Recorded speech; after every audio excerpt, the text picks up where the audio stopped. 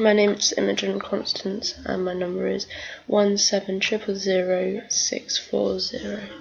This presentation is on arousal.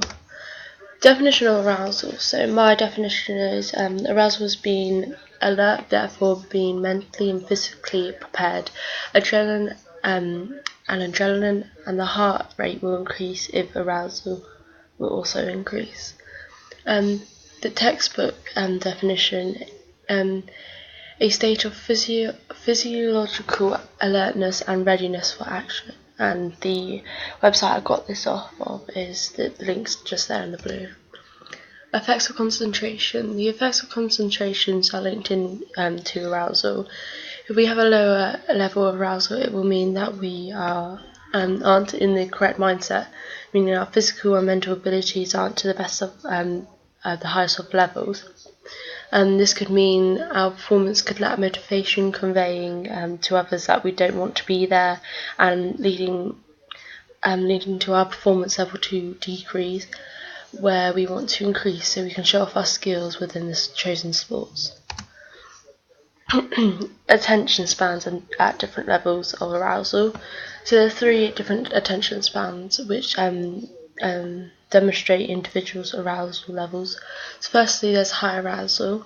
This is narrow attention span, therefore this means the individual isn't taking in relevant cues which are happening around them in the game. For example, in hockey, if the player has high arousal and has the ball, when taking the ball off the opposition, they might hurt them, therefore falling to the ground and not realising this. This means they have a narrow attention span because they are fully focused on one thing, scoring a goal, due to having the ball and not realising someone was injured. Low arousal. This broadens attention span. This means the player is looking out for the relevant cues. So, for example, when to pass the ball and knowing when to run with it. An example is a pass needs to be made, therefore another player makes a run to meet the ball further up the pitch. Optimum arousal. This is when a player has optimum arousal. Therefore, they are focusing on the correct cues within the game. This will help the player to be at the maximum level of performance because everything happens easily. For example, due to being in the correct place at the right time, this will help receive the hockey ball easier. Therefore, the flow of the game can carry on and less mistakes can be made. The player is playing at a perfect level of performance, which will help them to see opportunities which could be used for their benefit.